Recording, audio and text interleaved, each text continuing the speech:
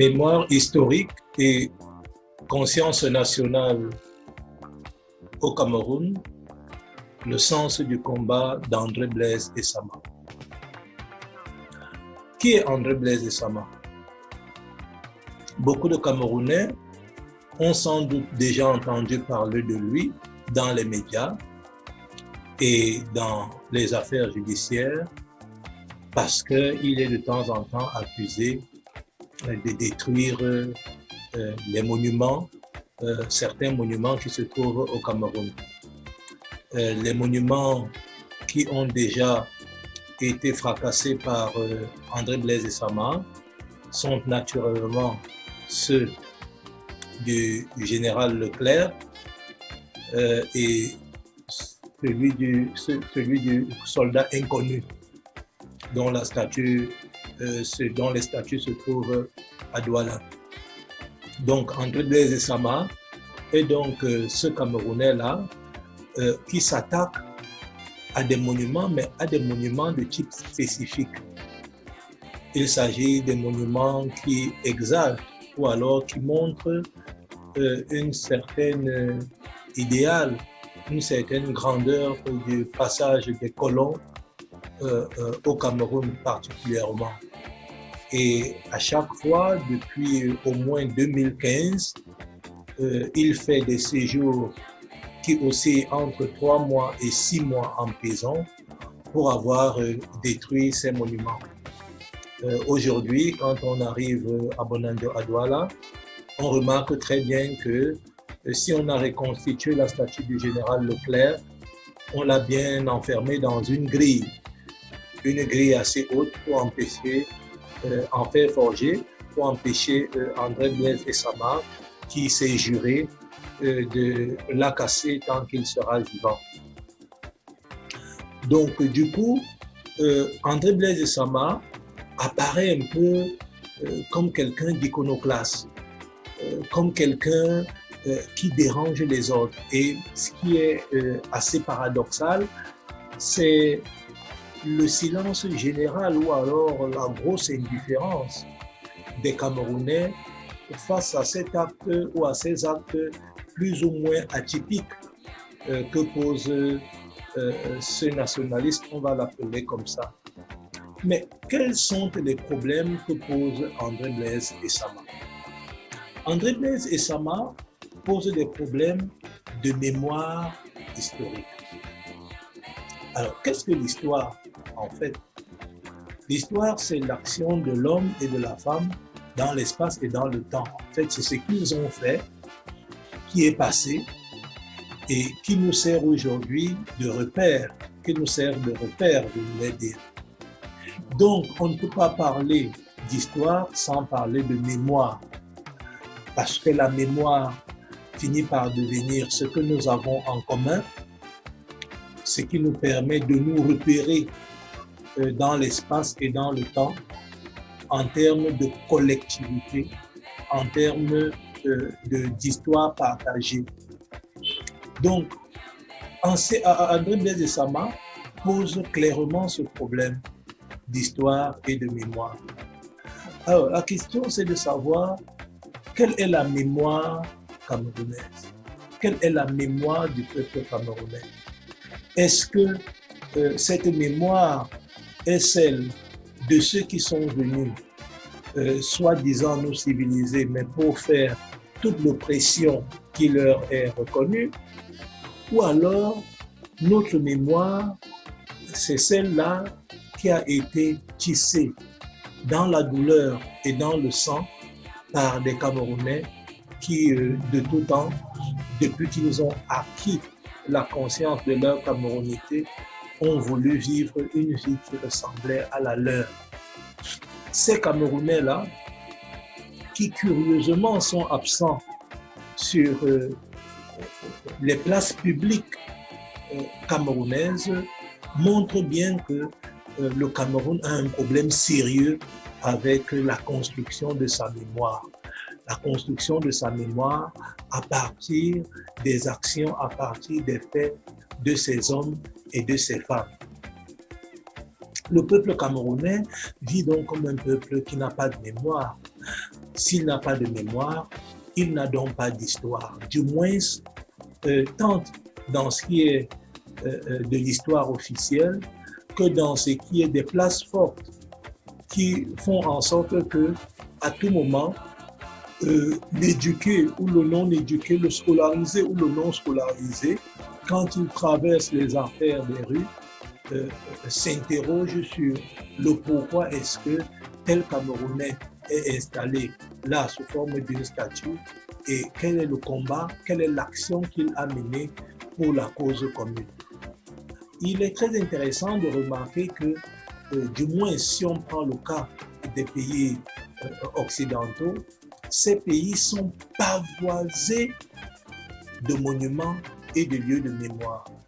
Si on prend le cas de la France que les Camerounais connaissent particulièrement, vous y trouverez inondés les grandes places, les grands monuments qui font la preuve de la grandeur des hommes qui ont construit la France.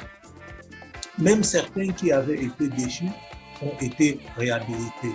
À Versailles, le clou de la visite, c'est le tombeau de Napoléon. Vous avez les grands milieux qui sont baptisés de ceux qui ont donné un sens à ce que la France est. Vous avez la Sorbonne, qui est bel et bien le nom de celui qui a conçu cette idée. Vous avez la tour Eiffel, c'est le nom d'Eiffel. Vous avez comme ça là autant de places. Vous avez l'université René Descartes. Vous avez autant de places fortes qui montrent l'action des hommes dans la construction de ce que la France est. On ne pourrait pas finir de citer ces exemples. Et c'est cet ensemble d'éléments qui font en sorte que sur le plan culturel, sur le plan symbolique, les Français se sentent suffisamment français. Et tout le monde a envie d'aller visiter l'Arc de Triomphe. L'Arc de Triomphe fut construit par Napoléon pour célébrer ses soldats qui remportaient les batailles dans ces guerres de conquête.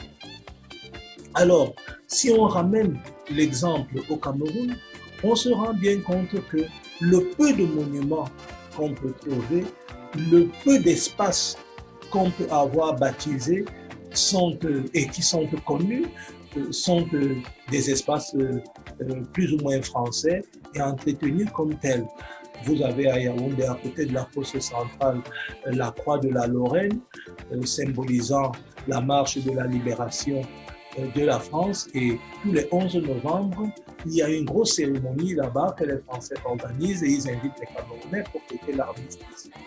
Le plus grand lycée du Cameroun s'appelle bel et bien le lycée Leclerc, lycée général Leclerc.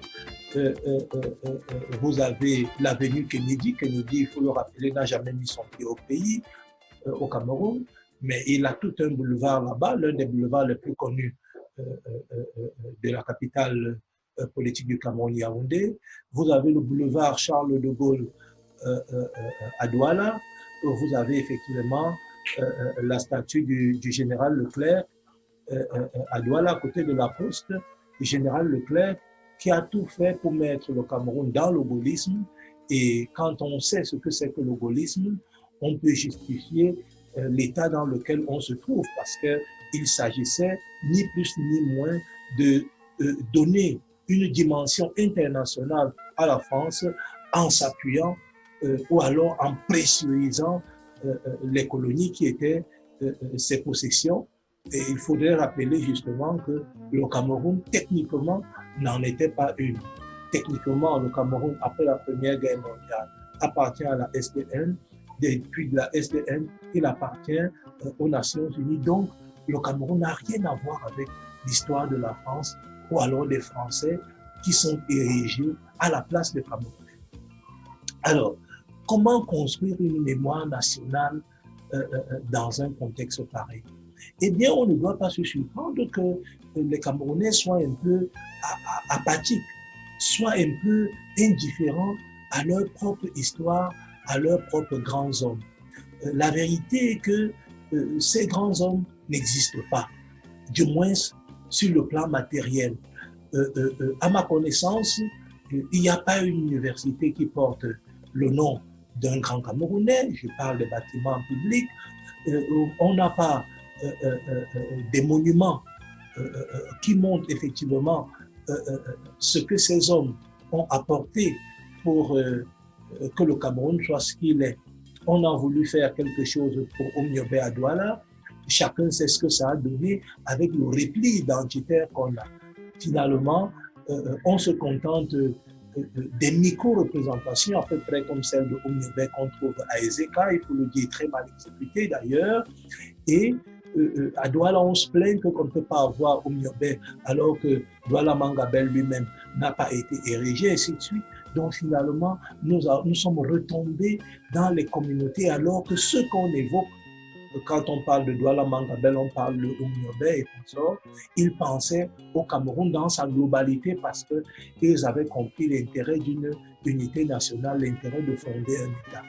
C'est donc ce combat que mène André Blaise Dessalines, c'est-à-dire une forme de réappropriation du Cameroun de son histoire, une sorte de mise en avant de ceux-là qui ont bâti le Cameroun, de ceux-là qui ont donné un sens à ce que le Cameroun est aujourd'hui.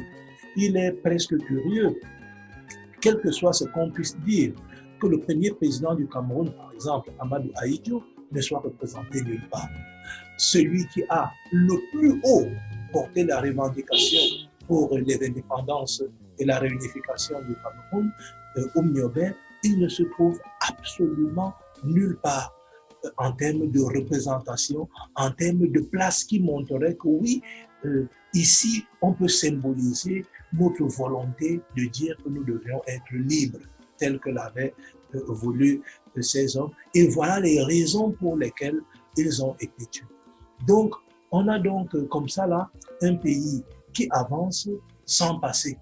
Et si on avance sans passé, ça veut dire que le présent ne peut pas être solide, ça veut dire qu'il n'y a pas d'avenir. Et c'est véritablement ce combat que mène André Blaise Dessalines. Ce combat que mène André Blaise Dessalines aurait en principe dû être un combat d'historien. Un combat d'historien, un combat des hommes de culture et de sciences en général qui devraient en principe savoir ce qu'est la place de la mémoire dans la construction d'un État. Si on prend par exemple le cas d'Israël, Israël n'était pas un État avant 1948.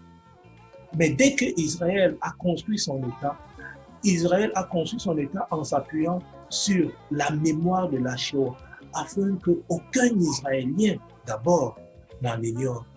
On a fait un grand monument à Yad Vashem où on a pu mettre des petites photos de tout ce qu'on a pu retrouver qui ont été détruits par cette Shoah. Et c'est ça qui fait le ciment, qui fait la force invisible du peuple israélien qui lutte aujourd'hui pour ne plus revivre une telle histoire. Alors la question qu'on peut se poser est celle de savoir, le Cameroun lutte pour quel idéal? Le Cameroun, si jamais il a un idéal, se positionne comment? Quels sont les grands hommes qui ont porté cet idéal? Où sont-ils représentés? Comment peut-on se servir de leur combat pour continuer de tracer la route qu'on dit vouloir tracer pour les générations à venir?